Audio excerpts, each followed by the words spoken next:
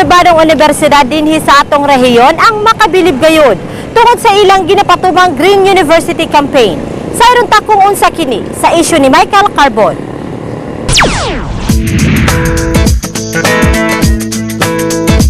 Green University mao kini environmental campaign sa kapribadong universidad dinhi sa Coronadal South, Cotabato.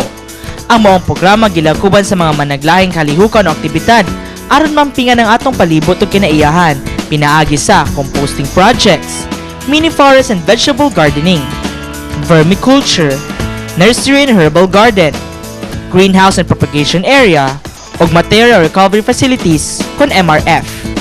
Pipili lang kini sa mga aktibidad nga gipagayon aron mapatuman gayod ang Green University campaign. Gani sa pakikinabi ko sa University President nga si Brother Wilfredo Lubrico FMS, akong nasuta ang kabililhon sa maong advokasya.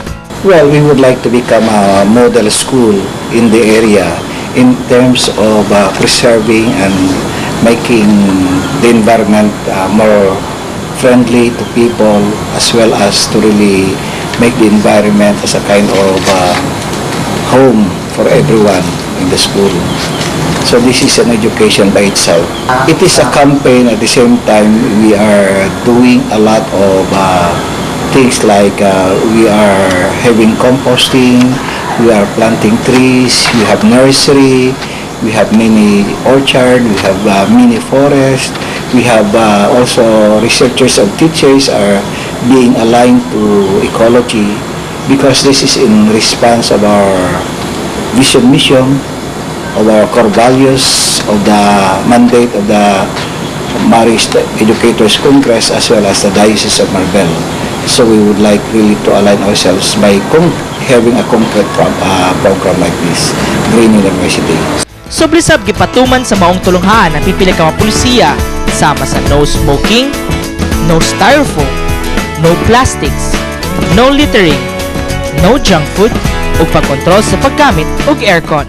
We started campaigning this program last October. We launched the program last February only.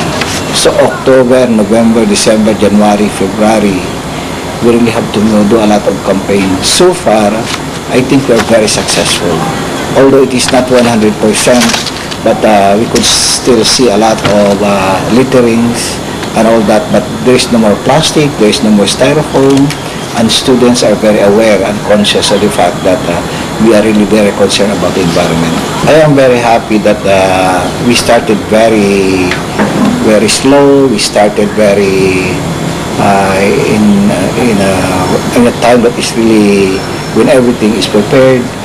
But we are getting a lot of visitors and inquiries from other schools, because we have also Green Team members from other schools.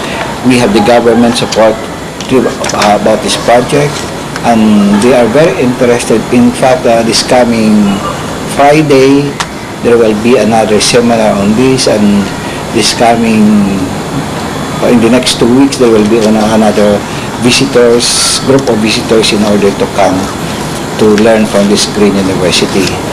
So it is a big thing in town by the fact that people are starting to talk about it. Ako sab gisusi ang pipila sa mga estudyante bahin silang reaksyon sa maong advokasya.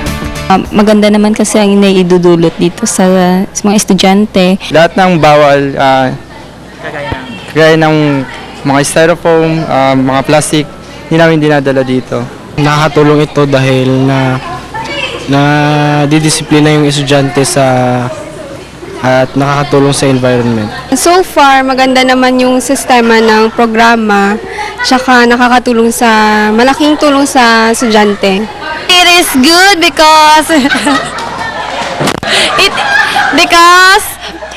it can help to the environment problem, like lessen the garbages and the calamities in the world. That's all. Okay, for me, sir, it's okay naman. It's a good advocacy of the school, especially this school is belong to Mindanao area. So this advocacy is actually good, and for about implementation, although some students are against with this advocacy, but for me, it provides good education, especially in preservation of our natural resources. Pag-amping sa kinaiyahan, mao kini ang Green University Campaign. Kini pagpasabot lang at dili pa uli ang tanan aron mapreserba ang gasa sa Ginoo nga gihatag kanato alang sa musunod na henerasyon. Ako si Michael Carbon ug kini ang issue karon.